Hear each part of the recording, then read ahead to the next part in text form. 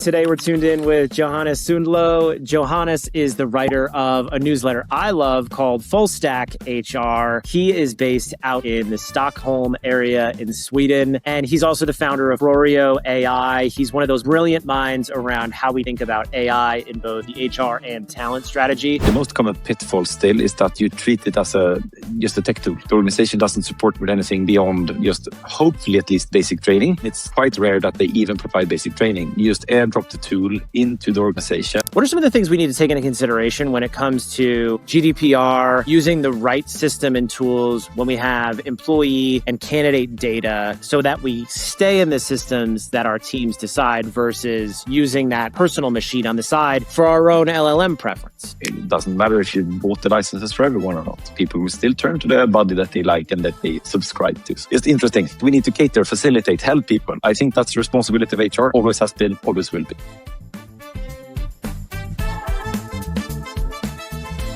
Hey, RecOps friends, are you still losing hours every week to interview scheduling chaos? What if you could eliminate the back and forth, cut scheduling time by 90%, and actually get those recruiter hours back on the hiring desk where they belong?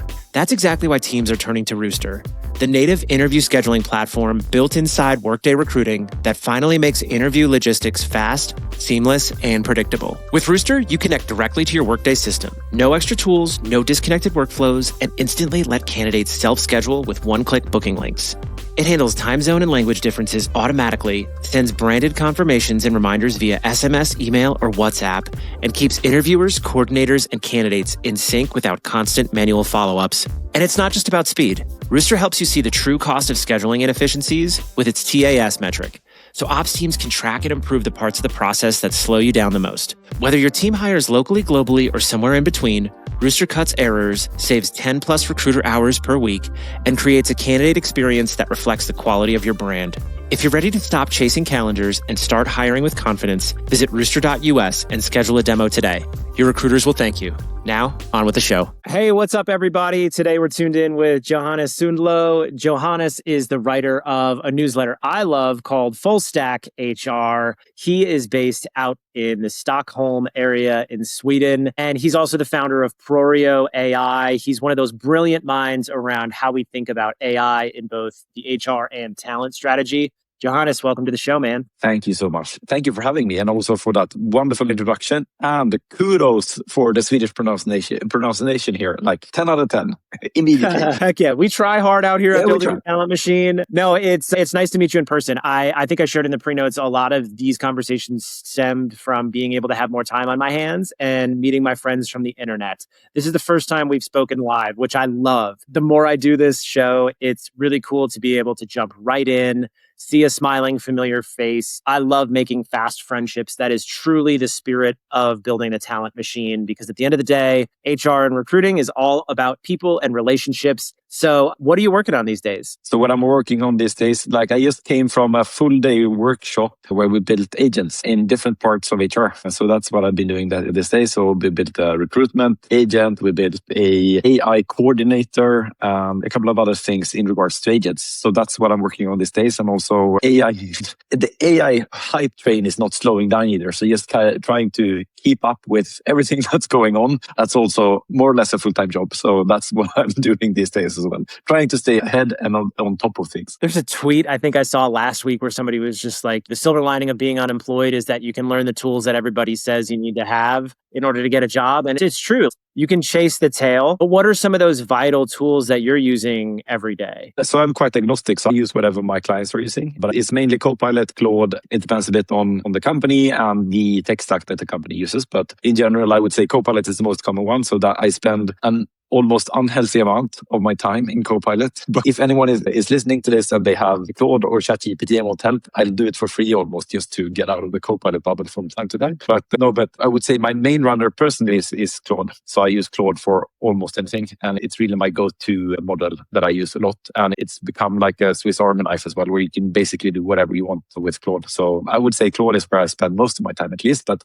obviously, always need to try sort of vet new tools, playing around with a lot of tools right now as well. Yeah, and I love the way you position your business and consulting services as focusing on systematic implementation. When I look at the last 3 years of LLMs being publicly available to folks, I see a lot of failed launches or false summits and a lot of start stops. What are some of the things companies doing wrong when they start to implement AI? It shifted a bit because I've been doing this now on and off I left my full-time job in HR during the summer as of last year. So it's shifted a bit, I would say, between the different years. But I would say the most common pitfall still is that you treat it as just a tech tool. So IT is buying the tool, they are launching the tool, and then the organization doesn't support with anything beyond just hopefully at least basic training. But even so, then it's quite rare that they even provide basic training. You just airdrop the tool into the organization, and then you say to people, figure this out.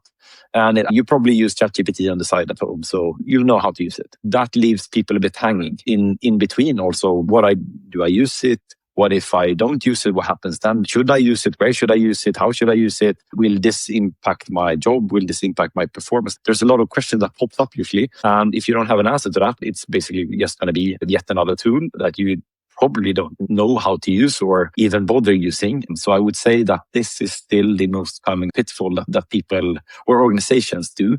They just treat it as yet another tool. Let's figure it out as we go, instead of treating it as more of a change management project, saying, okay, there's great benefits to this. You should probably learn how to use it. And here's why. And this is what we believe in. So that's still the most common pitfall that I see. I love that you said your experience is agnostic. However, the relationship we have to our LLMs can be so personal, both in familiarity to the UI and then also in this odd psychological way, the connection humans are feeling to the LLM based on the questions they ask it. We crave connection. We keep hearing about this like loneliness and high spikes of depression and anxiety, and people are turning to human connection through their LLMs. So when you think about implementing the stack, a very real scenario is that an employee has their work device in front of them with whatever tools and technology the company has decided to use. And then on the side, they have their secondary device using their LLM of choice. You come from a background in HR. I come from a background in HR. What are some of the things we need to take into consideration when it comes to GDPR, using the right system and tools when we have employee and candidate data so that we stay in the systems that our teams decide versus using that personal machine on the side for our own LLM preference? And I think that is one of the most common feedback or questions that I get as well, or like also insecurities that people have. Can I trust it? Is it secure, safe, and all of that? And once then going back to then, I think our job as leaders is to explain. For example, if we've chosen Copilot, and I'm banking on Copilot already now, but if we've chosen Copilot, we need to explain why have we chosen Copilot. And as you allude to as well, it's because it's safe. It's because the data lives in a confined space within the organization, because it has GDPR compliance or whatever it might be. But we need to explain that to people so people understand, because as you rightly point out as well, one of the most common things that is happening is that you have whatever tool it is at your disposal at work, but you still have your personal preference that, oh, I like ChatGPT because it knows me, as you alluded to as well, where you build almost a connection with your LLM, which is, it's not hard to see that we build that kind of mutual relationship with this LLM because it's human-like. It answers in a way that resonates with us. It learns our preferences along the way. And all of a sudden, someone work forces you to go in and say, hey, could you then now leave your body behind and then talk to this new body, which knows nothing about you, which has no history, who doesn't know you at all. But once again, by the way, we won't teach you how to use it. And of course, people are not going to just immediately leave someone or whatever it is, like an LLM that they trust, that they like. They're not going to leave that one hanging just because we tell them like, yeah, use Copilot. And then you try Copilot and it's not that great because once again, you haven't learned how to use it. You haven't taught it the ways you operate and the ways you like certain sort of answers or styles that it populates, which ChatGPT has learned along the way. So once again, we need to cater and facilitate that transition if we do that. And I have an interesting sort of data point here as well, where I worked with a big authority or a government body in Sweden, and we looked at outgoing Wi-Fi traffic in the Wi-Fi net as well. They had Copilot as their preferred service. So we looked at, okay, how many users are actually visiting Copilot each month versus ChatGPT? We had roughly 67,000 visits to Copilot that given month, and we had 580,000 visits to ChatGPT. Once again, ChatGPT was not the preferred way. People understood that they had a policy, they had a strategy, everything was in place, but still people turned to ChatGPT because they hadn't communicated. Why should you use Copilot? What's the security reasons and how do you make it good? And if you don't do that, it doesn't matter if you bought the licenses for everyone or not. People will still turn to the body that they like and that they subscribe to. So it's interesting. But yes, we need to cater, facilitate, help people. I think that's the responsibility of HR. Always has been, always will be. I want to go back to the human connection piece because this is where I keep getting hung up on a little bit. 2 years ago, I think it was, or maybe a year ago, we saw Lattice, the HR company, try to roll out a software that was like an employee management tool for agents. And they quickly sunsetted it. It was like too early in the market. People are like, wait, agents are not employees. So we don't need a traditional HRIS or performance management system. And then we see the personification of LLMs and AI. They're people's names. And that always gives me pause because I don't want it to feel like a human. I want it to feel like a calculator. Yet we have this angle in the market where companies are trying to position it as like another person or somebody that's helpful. It just feels off to me. What is your take on the whole personification and naming convention of agents? I subscribe to your idea as well. I don't like to call it names. I don't think of my chatbot as a he or she, for example, but a lot of people do that. And so I had an workshop or had several workshops with the same company last week. And there, almost everyone in that workshop, they continuously called it or the chatbot, he or she. He's not answering in the right way. She's not answering in the right way. And I didn't facilitate that at all. That just happened naturally, that they attributed their chatbot into a certain sort of, or attributed it to a he or she. But I think that's deeply rooted with us as well. Like we want it to feel like someone. And I think for vendors, I imagine at least it's a good selling point. You could talk to Henry. Henry will answer all your questions or in regards to HR or TA or whatever it might be, because that makes it feel like a person. But I agree with you as well. You want it to be correct and you want it to be, why call it a name? Like you call it whatever. The important thing is that it knows stuff, right? And that it answers in a correct, cohesive, reliable way. But I can see why that is happening because I think it's deeply human as well. And to some extent problematic as well, isn't it? That we attribute so much into these machines sometimes. What do you think could be problematic if companies implement agents as employees and we have more of this human to humanized bot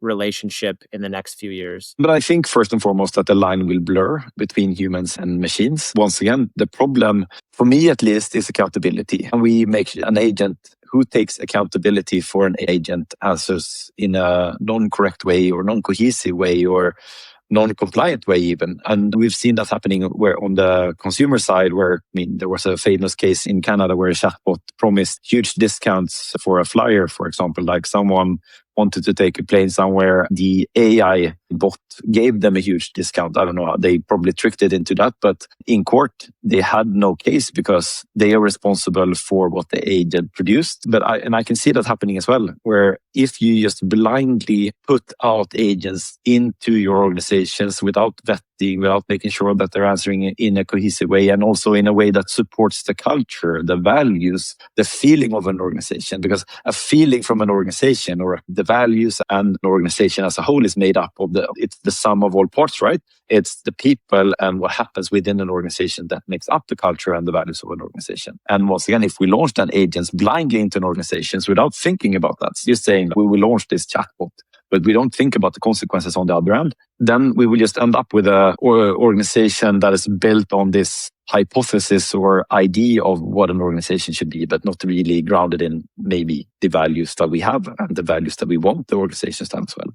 So there's a multitude, like there's the accountability part, but there's also, at least from my perspective, how do we make sure that every interaction that an AI has, and this is not the only agent, this is already happening as of today. If everyone is asking Copilot the same question, and then uses the output from Copilot, for example, or ChatGPT or Claude or wherever. That is artifacts that goes into an organization as well. And how do we make sure that those artifacts are building the organization in a way that is sustainable, that is, once again, aligning how we want the organization to be perceived and the values that we want to bring forward. So there are implications about it that I think that we as HR specifically needs to think about and ponder about. Yeah, it's a good point about accountability. I think about that. The simplest one I see is the argument where it's, okay, if the agent is going to be an employee and have them pay taxes, and that's just like the argument of making them an employee crumbles. I don't know. What do you think the future is with AI and HR practitioners? Like, will there be a path forward for HR BPs or recruiters? Are we going to see less folks in companies? What do you think is actually going to happen? So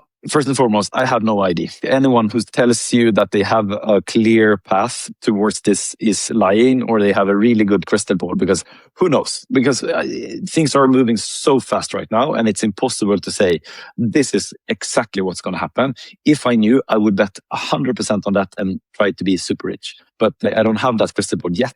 So I'm figuring out as we go. But my firm belief, at least, is that I think the role will change. I think it will lean towards more technology. And I think it will be more evolving around how do we lead an organization that has technological capabilities across all sectors, all vectors, across all departments. And how do we make sure that the organization is fulfilling their goals in the most efficient, sustainable, and once again, back to values, organizational capabilities, and that how do we build that organization in the best possible way? But I think we in HR, and if I would work in HR, I would strongly position myself as very tech savvy and be interested in how can technology impact the organization. Not saying that everyone should blindly just let technology do everything for you, but do conscious and really thorough decisions on when to use technology and when not to use technology, and know why you're using technology or you won't use technology.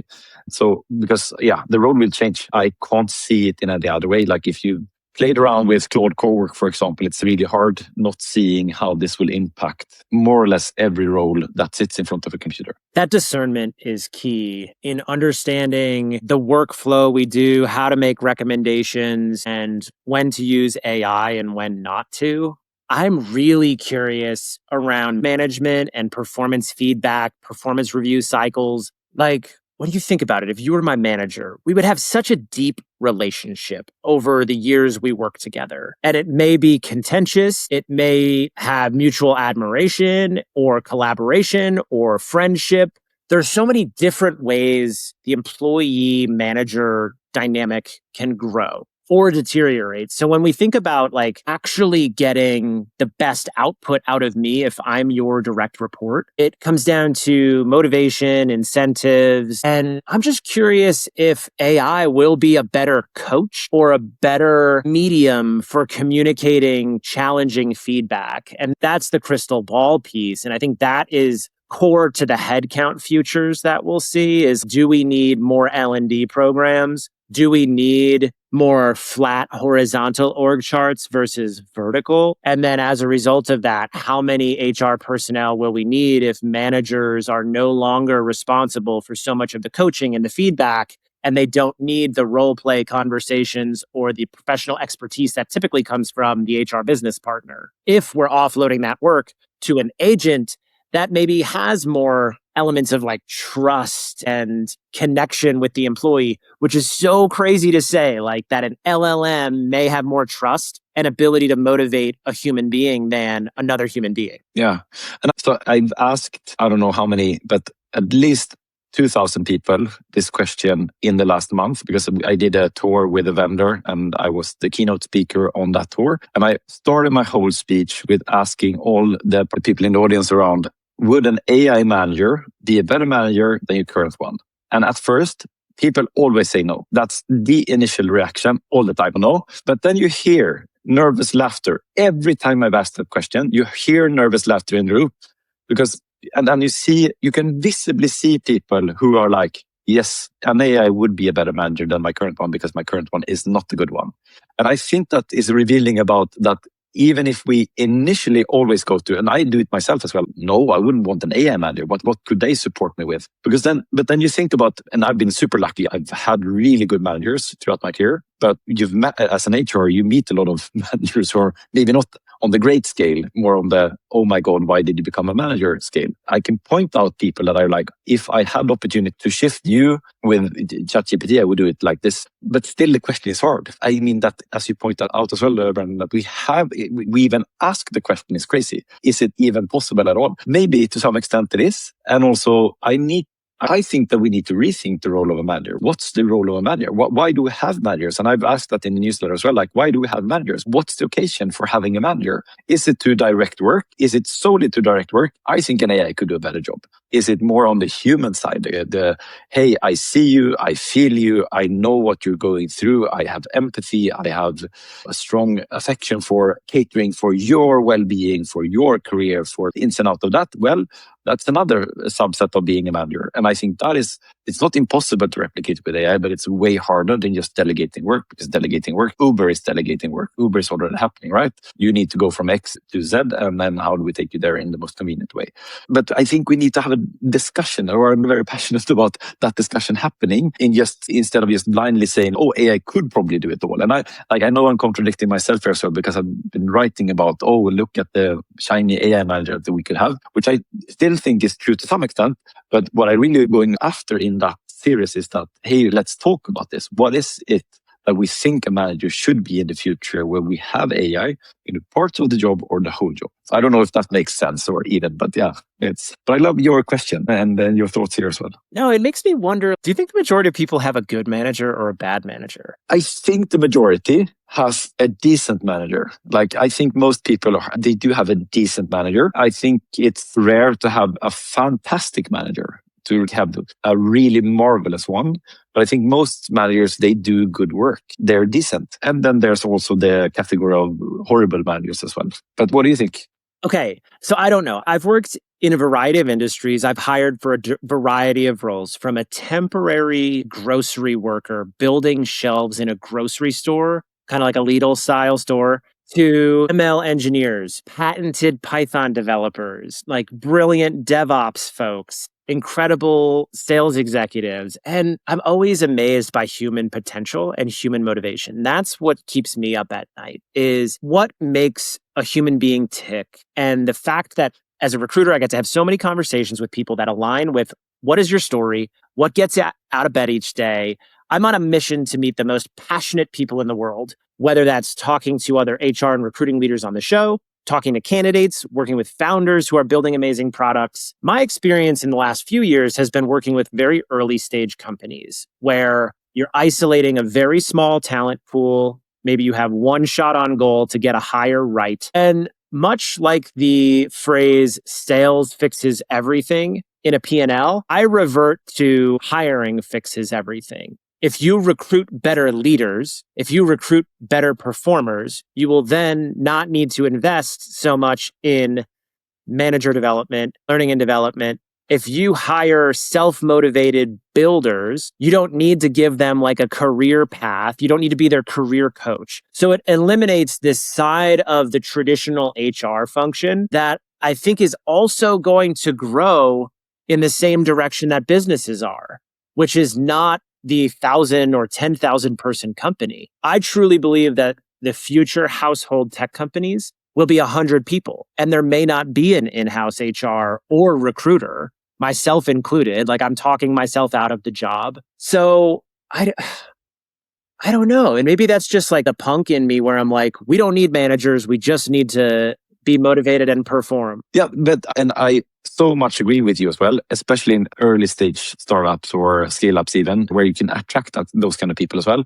But in my career, I've rarely worked with big, large corporations up to now being a solopreneur or whatever you call it. But I have to say that having a sneak peek into bigger organizations or just large bulks of people where people tend to sit for also quite a while, it's not everyone that has that internal drive to do things or to progress things. And most people are quite comfortable in where they're at and learning new things in general. Maybe not so much. It challenged my work. It challenges me as a person as well as an individual. Please keep it out. Not everyone, of course, but if you generalize a bit.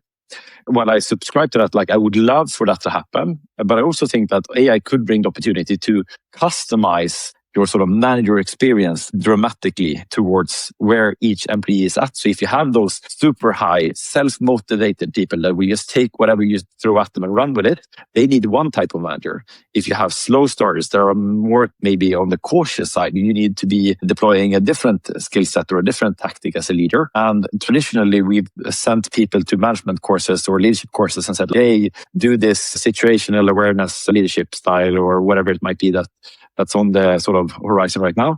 I think if we could bring those traits and skills directly into an organization through the use of AI, where you could really meet people where they're at and what they need, that would be an unlock for me as an individual. As a manager, I would, even if I just have an AI tool that supports me, that would also help me in my day-to-day work. It would make my life easier, hopefully. There's potential as well where you could have AI work alongside you as a manager, not replacing you fully, but augmenting you to a stage where you could lead better and be better. And a decent manager maybe then becomes a fantastic manager, and a bad manager becomes a decent one. And then that improves work quality for everyone. And once again, I'm not sure if this is utopia or if this is viable and doable, but the tech optimist in me and also my naive AI optimist tells me that, yeah, it's probably doable. Let's figure out a way to do that then. That you say you're an optimist. I'm absolutely an optimist too. I've worked with early stage tech companies. I've worked on the HR tech ethical AI vendor side, pre-chat GPT. So it's like, this is my space. I love it. I'm constantly in this like battle of wanting to live an analog life and then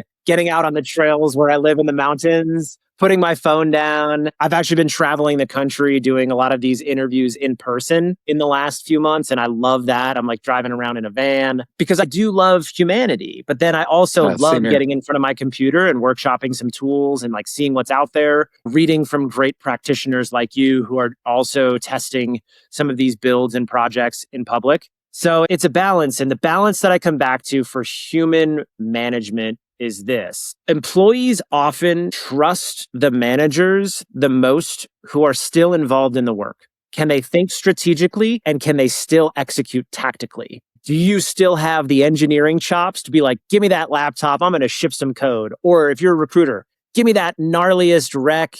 Your DevOps role's been open for 6 months. Give me it. We're going to close it in 40 days. Let's go. Those are the types of leaders that I see employees respond to. And then on the flip side, we think about managerial motivation. The paradox here is if we use agents to manage people, you remove an element of the job that is so fulfilling for leaders. I even have those conversations with candidates, with past employees that fill my cup. What motivates you? What are you working on? What's your story? How can I help? How, like, all the things that make us better at our job and better in life. If we remove that, what is the cherry on top for the managers themselves? I don't know. And I think you put me very elegantly and very much in line with what I think as well.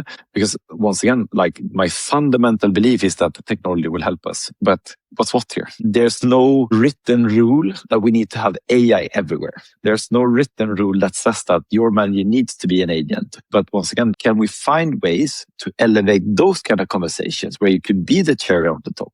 What can we remove from a manager that makes them even better? Like more present, more visible, closer to the problem. Could sit down with more people, maybe instead of spending 2 hours approving expenses and vacations and making sure that everyone has done their performance review. Could we offload some of that to an AI that just takes care of that so they can sit with their team instead, or just travel around the country with a van and talking to people on different sites, for example. Because I also believe that managers who can shift between strategic and operational fast, they're the most successful managers that I've met throughout my whole career. And if you have that ability to switch between the two, that's one of the most outstanding features that I know of that successful leaders has.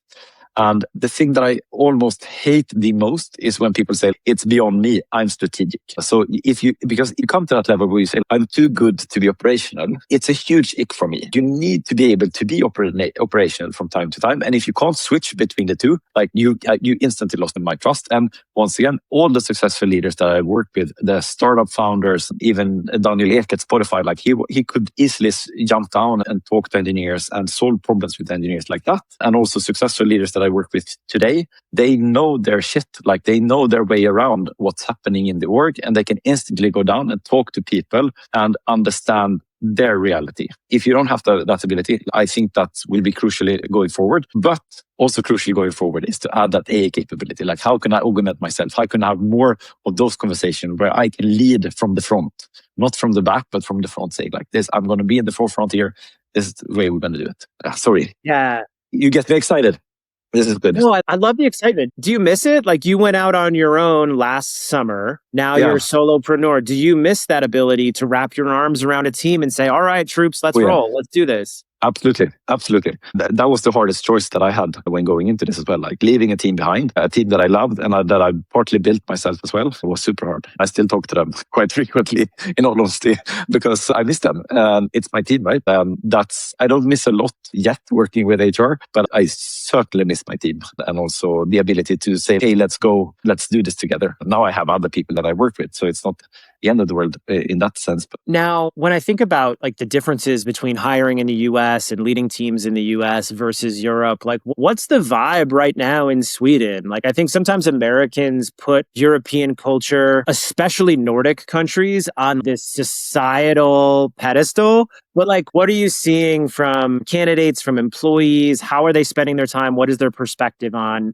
AI adoption? We're behind for certain. Like, I have a couple of clients in the US.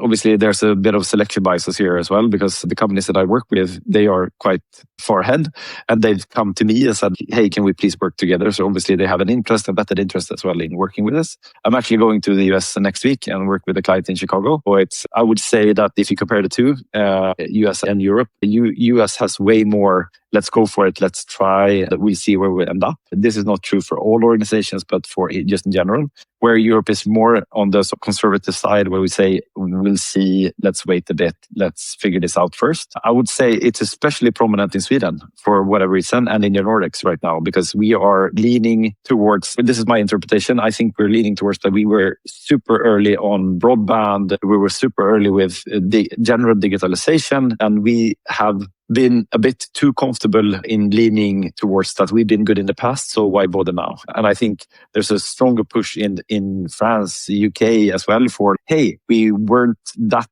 fast with adopting internet or mobile phones. Let's do a push now. So we're catching up. It's not that bad, but if I compare to the US, we're a bit more on the conservative, maybe let's figure it out side. That said, I've met clients in the US who is also a bit more conservative, and we'll see where this is landing. But that's in general. And then as we do it in the Nordics, is also that everyone needs to come together and talk about it. And when everyone is in agreement, we say go, and then we run fast. Whereas US is more like, hey, let's run for it. Let's try it. Hey, we go. You go. Hey. So it's a bit different. But I love working with both sides of the. What do you think about like worker sentiment and just people's interest in logging on? Like here in tech startups in the US, the expectation is like folks are going to be available around the clock. Like you work 10, 12-hour days if you're in a Series A, Series B startup. There's a lot of negative worker sentiment right now in the US because like it's just a challenging political dynamic, challenging social dynamic. There's a lot going on that impacts how people show up at work. And there's a lot of folks that have lost their like really cushy tech job. And I think they're in this state of, oh, wow, I got caught off guard. And now it's really challenging to go back to market with a resume and land a job than say what it was like in 2023 when everybody was hiring. But what's it like in Europe? Do people work like 10, 12 hours a day? So officially, no, because you're not allowed to, but unofficially, absolutely. So that's the culture as well. And we have a lot of tech companies in Stockholm specifically, and we have a big AI cluster as well. We have Sana that was bought by Workday in November. We have Lovable, obviously, which is a huge player in this field. We have Legora, which is a legal AI bot, similar to Harvey that you have in the US as well. And they see all of these, they see US as their biggest, almost like their home market. And hence they've adopted these practices as well. And that obviously spills over to the rest of the tech startups, I would say, especially in Stockholm. Norway and Denmark, if you look at the general Nordics, yeah, they have some startups, but not in the same prominent way as we do in Sweden. But I would say the whole sort of work long hours, work even Saturdays. Saturdays is almost wholly in Sweden that you don't work Saturdays as per usual. So I would say that is also trickling over here. So in general, yes, on the general safety, we see the tech impact as well. People overhired during COVID, and that's boomeranging back now. Not maybe as prominent as you've seen it, but it's impacting people for sure. And the job market is not the same as it was just 2 or 3 years ago at all in general. As you point out as well, like tech collar jobs, not only, or not tech collars, white collar jobs, but tech people in general. I would say tech people it was the securest sort of path to employment in Sweden 2021, and also maybe leading up to the whole 2020s. It's not at all as secure right now. So the grounds are shifting, I would say, in general, here as well. Yeah, I think a popular conversation right now among millennial friends that I have is what's going to be your AI-proof job if AI does take all of our jobs? Yeah. Mine is going to be like tree trimming. I'm going to run like a tree trimming service. Oh, nice. Yeah. I started my career before I got into tech as a sawyer working in a lumber yard. So I know my way around a saw, and I appreciate the scent of freshly cut lumber. So I wouldn't mind chopping down some trees if the robots come for us. So my fallback is ski teacher. So I used to be a ski teacher in the Nordic mountains during winters. That's actually how I ended up in HR as well, because I met so many people and I ended up being a manager, ski teaching or a ski school manager. And I had 20 people working underneath me, and I got 20 different results. And I figured needs to be some kind of science behind this. That sort of that led me into HR. So ski teaching, that's my fallback story as well. I actually look forward to it a bit. I love being a ski teacher. I love that. You think about the wealth gap that will be created. There will always be a class of folks that want to go skiing. So yes, might as well be a lifty. Exactly. Johannes, I want to ask, you've worked at amazing companies. You've built incredible companies. I think like core to your experience, just for the audience, is you built Spotify in the people and talent function years back. Looking back now, 10 years ago, what would you do differently, or what would you do the same with the tools we have now? So the same, and this is more me than anything. Like, I'm a very curious person, but I would keep being curious, and also learn. If you can go back and change stuff as well, learn more about AI earlier. I knew back then this is important, but I didn't understand how important it would be. But I would also double down on making sure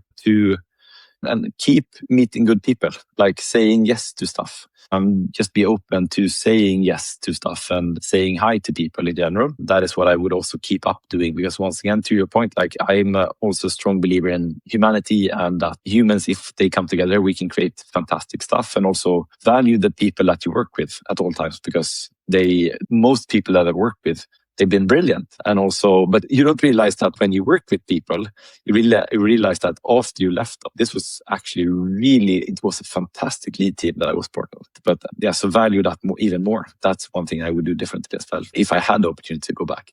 But I try to do that now, at least, because you can only impact what you know now. So value people in general. And that's what I try to do. I think that's the lesson in all of this, Johannes, is as we grow with technology, what we crave the most is human connection. And as we have more interactions with human-like text and voice forward avatar agents, I think we'll appreciate more of the analog, more of the humanity, hopefully more of the art and creative and the beauty that balances this whole experience of being a human being. And even things like this, the technology that allows me to connect with you the way you connect with my inbox, and I learn about what's going on in your head that week as complete strangers, is such a cool example of this technology that we didn't have in generations past. maybe our grandfathers would have met if the US had a base in Sweden, or you know what I mean? That's how our grandfathers like met on the other side of the world. It's crazy. It is truly crazy. And I think you sometimes forget how marvelous it is that we have this technology as well. I know, like always, there's good and bad with every technology. The car has its problems, and the plane,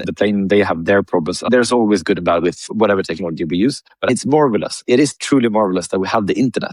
I still remember vividly the first time I connected to the internet and how the world just expanded. And all of a sudden now, we can have this conversation.